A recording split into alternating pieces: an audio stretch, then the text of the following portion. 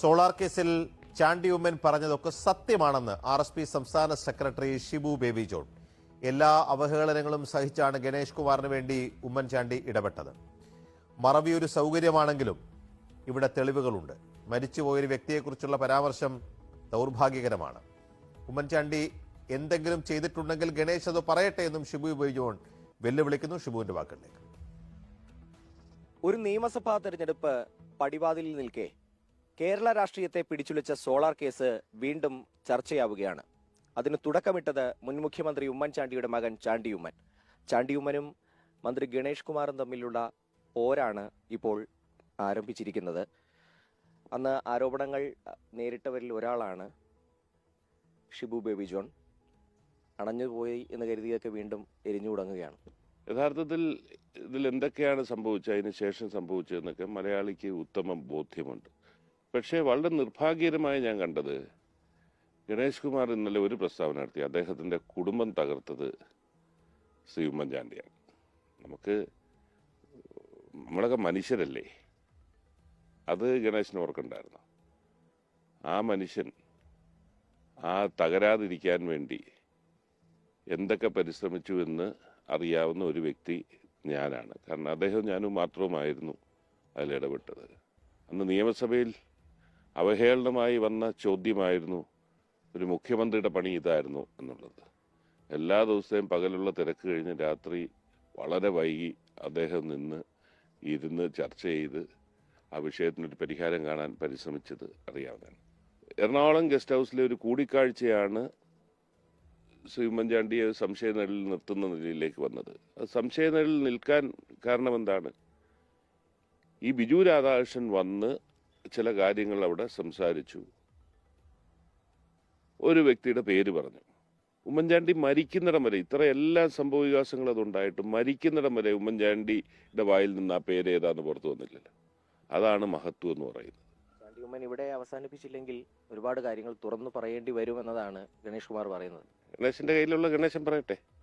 ഞാനിപ്പോൾ അതിനെക്കുറിച്ചൊന്നും കൂടുതൽ വിശദാംശങ്ങളിലേക്ക് പോകാത്തത്, ഈ സമയത്ത് തെരഞ്ഞെടുപ്പിന്റെ മുമ്പിൽ നിൽക്കുമ്പോൾ ഇത്തരം ഡിസ്ട്രാക്ഷൻസ് അല്ല ഇവിടെ വേണ്ടത്.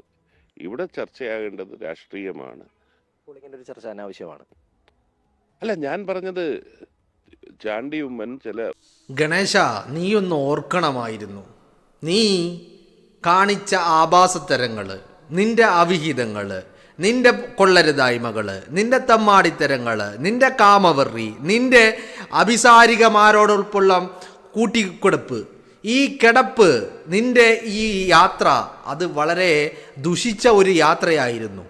അവിടെ നിന്റെ കുടുംബജീവിതം സംരക്ഷിക്കാൻ വേണ്ടിയായിരുന്നു ഉമ്മൻചാണ്ടി ഇടപെട്ടത്. ഗണേശ, നീ ഇന്ന് ജീവിച്ചിരിപ്പുണ്ടെങ്കിൽ ആ ജീവിതം പോലും ഉമ്മൻചാണ്ടി എന്ന് പറയുന്ന മഹാമനുഷ്യൻ്റെ പിച്ചയായിരുന്നു എന്നുള്ള കാര്യം ഗണേശൻ മറന്നു പോകരുത്. കാരണം എന്താ, ആ മനുഷ്യൻ അത്രമാത്രം നിന്നോട് കരുണ കാണിച്ചിരുന്നു, ദയ കാണിച്ചിരുന്നു, സ്നേഹിച്ചിരുന്നു നിന്നെ. ആ മനുഷ്യൻ, പാവപ്പെട്ട മനുഷ്യൻ, പ്രവർത്തിച്ചതും ചെയ്തതും ഒക്കെ നിന്റെ നന്മക്ക് വേണ്ടിയായിരുന്നു എന്നുള്ളതാണ് ഗണേശ. അതാണ് നീ മറന്നു പോയത് എന്നുള്ളതാ. മനസ്സിലായില്ലേ? മറവി മറന്നതല്ല, അത് മറവി അഭിനയിക്കുന്നതാണ് എന്നുള്ള കാര്യത്തിൽ ഒരു സംശയവുമില്ല, അല്ലേ? ഗണേശൻ 2016 ഉമ്മൻചാണ്ടിയെ വീഴ്ത്താൻ വേണ്ടി തൻ്റെ കാമുകിയെ മുന്നിൽ നിർത്തി. ആ കാമുകിയെ വെച്ചുകൊണ്ട് ഉമ്മൻചാണ്ടിക്കെതിരെ പൈങ്കിളി കഥകൾ വരെ പടച്ചു വിട്ട ഗണേശൻ എന്ന കൂട്ടിക്കൊടുപ്പുകാരൻ, അല്ലേ? നിങ്ങളൊന്ന് ആലോചിച്ച് നോക്ക്. ഞാൻ നിങ്ങളോട് മുമ്പും പറഞ്ഞതാ, നമ്മളാരെങ്കിലും നമ്മുടെ ഭാര്യയെ അല്ലെങ്കിൽ നമ്മുടെ കാമുകിയെ ഒക്കെ ഇത്തരത്തിൽ ഒരു വിഷയത്തിലേക്ക് വലിച്ചിഴക്കാൻ നമ്മൾ ആരെങ്കിലും ആഗ്രഹിക്കുമോ? ഇല്ലല്ലോ. സരിത പറഞ്ഞതെന്താ? 2005 മുതൽ തുടങ്ങിയ ബന്ധം. ആ ബന്ധം ബിസിനസ്സോ പ്രൊഫഷനോ ജോലിയോ ഒന്നുമായിരുന്നില്ല. ആ ബന്ധം മറിച്ച് അത് വല്ലാത്തൊരു ബന്ധമായിരുന്നു. ആ ബന്ധം എവിടെയാ ചെന്ന് അവസാനിച്ചത്? അവസാനിച്ചത് ആ സരിത നായരിൽ ഗണേശന് ഒരു കുഞ്ഞുണ്ടാവുന്നതിലാണ് അവസാനിച്ചത്. ഇത് തിരിച്ചറിഞ്ഞ ബാലകൃഷ്ണപിള്ള എന്ത് ചെയ്തു? സരിത ജയിലിൽ കിടക്കുമ്പോ ഈ ബാലകൃഷ്ണപിള്ള ആ കുഞ്ഞിനും സരിതയുടെ അമ്മക്കും ചെലവിന് കൊടുത്തത് ബാലകൃഷ്ണപിള്ള എന്ന് പറഞ്ഞാൽ ഗണേശന്റെ തന്ത. എന്താ കാര്യമെന്ന് പറയുന്നത് തൻ്റെ മകന്റെ കുഞ്ഞാണതെന്ന് അറിയുന്നത് കൊണ്ട്, തിരിച്ചറിയുന്നത് കൊണ്ട് ആ കുഞ്ഞിന് ചെലവിന് കൊടുത്തത് ഗണേശന്റെ തന്ത ബാലകൃഷ്ണപിള്ള. ഇനി സരിത ജയിലിൽ നിന്ന് ഇറങ്ങിയപ്പോഴോ എന്താണ് സംഭവിച്ചത്? ഇതേ സരിതയ്ക്ക് വേണ്ട എല്ലാ സൗകര്യങ്ങളും ചെയ്തു കൊടുത്തതും ഗണേശന്റെ ബന്ധു വീട്ടില്, അതും ഏർപ്പാടാക്കി കൊടുത്തത് ആരാ? ബാലകൃഷ്ണപിള്ള. എന്താ കാര്യം? ആ സ്ത്രീ തൻ്റെ മകന്റെ കുഞ്ഞിനെ പ്രസവിച്ച സ്ത്രീയാണെന്ന് ഉള്ള തിരിച്ചറിവ്. പക്ഷേ ആ കാമുകിയെയും വിൽപ്പന ചരക്കാക്കുകയായിരുന്നു ഈ പറയുന്ന ഗണേശൻ. 2005 മുതൽ ഈ ബന്ധം തുടങ്ങുമ്പോൾ ഗണേശൻ സരിതയോട് പറഞ്ഞതെന്താ? താൻ നിന്നെ വിവാഹം ചെയ്യാം എന്ന് പറഞ്ഞാൽ സരിതയെ വിവാഹം ചെയ്യാൻ ഗണേശ് തയ്യാറായിരുന്നു എന്നുള്ളതാണ്. 2013 യാമിനി തങ്കച്ചിയുമായിട്ടുള്ള ബന്ധം വേർപെട്ടപ്പോഴും സോളാർ കേസിന്റെ ഘട്ടത്തിലും ഈ പറയുന്ന ഗണേശൻ സരിതക്ക് കൊടുത്ത വാക്കെന്താ? താൻ വിവാഹം ചെയ്തോളാമെന്ന്. പക്ഷേ സരിത ജയിലിലായപ്പോ ഗണേശൻ മറ്റൊരു സ്ത്രീയെ വിവാഹം ചെയ്തു, അല്ലേ? അതല്ലേ സംഭവിച്ചത്?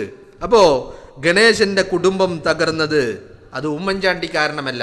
ഇപ്പൊ ഷിബു ബേബി ജോൺ ഇത് ഇത്ര ആത്മാർത്ഥതയോടുകൂടി അല്ലെങ്കിൽ ആധികാരികമായിട്ട് വിളിച്ചു പറയുന്നുണ്ടെങ്കിൽ, അന്ന് ഷിബു ബേബി ജോൺ ഉമ്മൻചാണ്ടി മന്ത്രിസഭയിലെ മന്ത്രിയാണ്. ഷിബു ബേബി ജോൺ ഇതിനൊക്കെ സാക്ഷിയാണ്.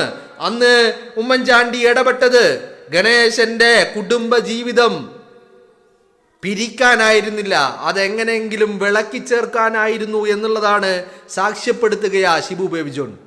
അപ്പോ ഈ ഗണേശൻ എന്ന തന്തയില്ലാത്തവൻ, കാരണം അവനെ അങ്ങനെ വിളിക്കാം, കാരണം അങ്ങനെ ഒരുത്തിന് ജന്മം കൊടുത്തതിൽ ഖേദിക്കുന്നു എന്ന് പറഞ്ഞവനാണ് ഇവന്റെ തന്ത ബാലകൃഷ്ണപിള്ള. അപ്പൊ ഈ തന്തയില്ലാത്തവൻ ഉമ്മൻചാണ്ടിയോട് കാണിച്ചതെന്താ? ആ മഹാമനുഷ്യൻ ഒരു പിതാവിൻ്റെ അല്ലെങ്കിൽ ഇവനെ ഒരു മകനായി കണ്ടിട്ട് ഇവന്റെ കാര്യങ്ങളിൽ ഇടപെട്ടിട്ട് ഒരു കോംപ്രമൈസ് ഉണ്ടാക്കാൻ ശ്രമിച്ച ആ മഹാമനുഷ്യനെ പിന്നിൽ നിന്ന് കുത്തിയ ഈ കാട്ടാളൻ, ഈ യൂദാസ്, അതല്ലേ ഈ ഗണേഷ് കുമാർ? നിങ്ങളൊന്ന് ആലോചിച്ചു അല്ലേ? അങ്ങനെയല്ലേ നടന്നത്? ഗണേശനോട് ചോദിക്കാനുള്ളത്, എങ്ങനെ സാധിച്ചു ഗണേശ നിനക്കതിന്? ആ മഹാമനുഷ്യൻ നിന്നെ കണ്ടതൊരു മകനായിട്ടല്ലേ? അത്രത്തോളം സ്നേഹം നിനക്ക് നൽകിയിട്ടില്ലേ? നിനക്ക് വേണ്ടി അയാൾ ഉറക്കമില്ലാതെ പരിശ്രമിച്ചിട്ടുണ്ട്. മീൻസ് ഒരു കേരളത്തിന്റെ മുഖ്യമന്ത്രി അയാളുടെ എല്ലാ ജോലികളും കഴിഞ്ഞിട്ട് അർദ്ധരാത്രികളിൽ ഇവന്റെ കുടുംബ വഴക്ക് തീർക്കാൻ വേണ്ടി അയാൾ ഇടപെട്ടു സംസാരിച്ചിട്ടുണ്ട്. അയാളുടെ മാന്യതക്കപ്പുറത്തേക്ക് ഒരു കൈവിട്ട കളിക്കും ആ മഹാമനുഷ്യൻ നിന്നിട്ടില്ല, തയ്യാറായിട്ടില്ല. മരിക്കുന്നത് വരെ വെളിപ്പെടുത്താൻ ആ മഹാമനുഷ്യന് ഒരുപാടുണ്ടായിരുന്നു. അയാളെ റോഡിൽ വെച്ച് പിച്ച് ചീന്തിയപ്പോ, പൊതുസമൂഹത്തിൽ അയാളെ കഴുക കൂട്ടങ്ങൾ പച്ചയിറച്ചി കൊത്തി തിന്നപ്പോ അയാൾക്ക് പലതും വിളിച്ചു പറയാമായിരുന്നു. കാരണം അയാൾക്കറിയാമായിരുന്നു ഇതിൻ്റെയൊക്കെ സത്യാവസ്ഥ. എന്നിട്ടും അയാൾ വിളിച്ചു പറഞ്ഞില്ല. കാരണം എന്താ?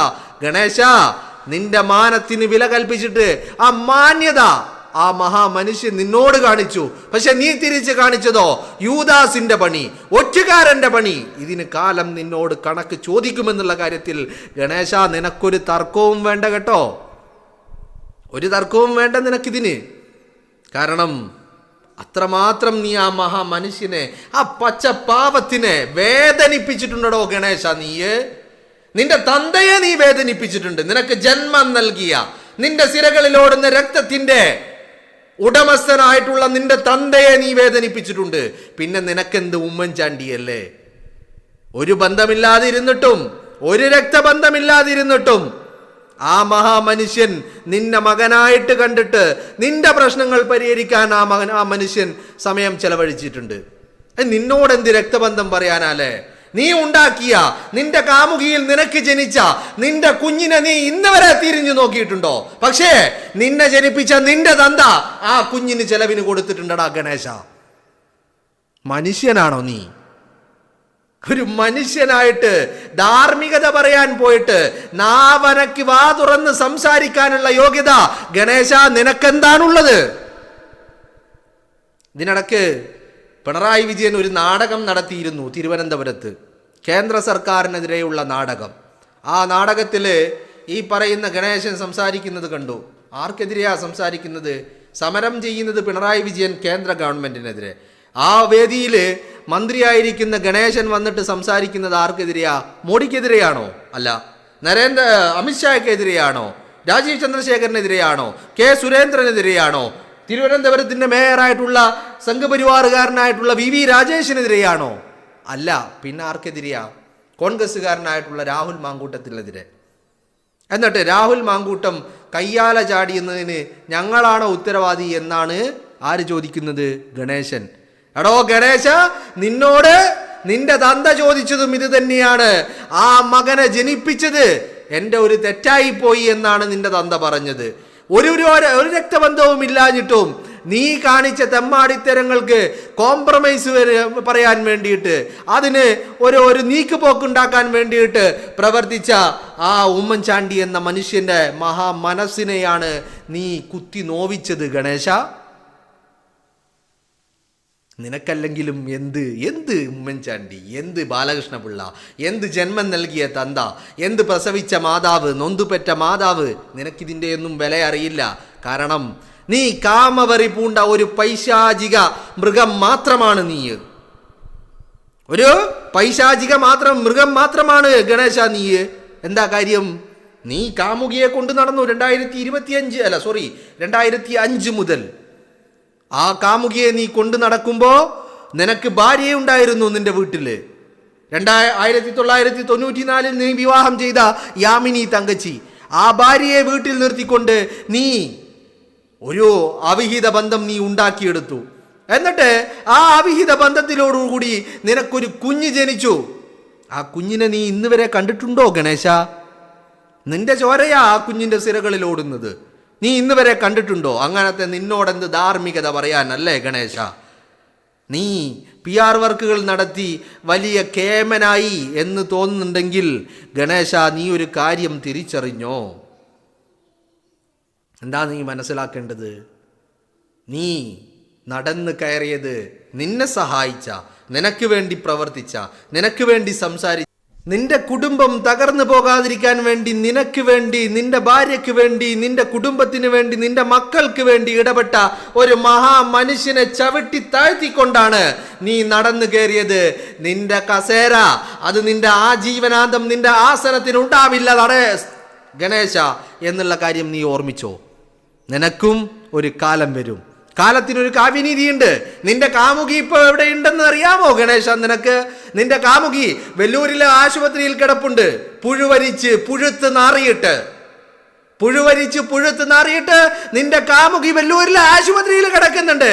ഗണേശ, ആ ഗതി നിനക്ക് വരരുതെന്ന് മുട്ടിപ്പായി പ്രാർത്ഥിച്ചോ. നീ ഏതെങ്കിലും ദൈവത്തിൽ വിശ്വസിക്കുന്നുണ്ടെങ്കിൽ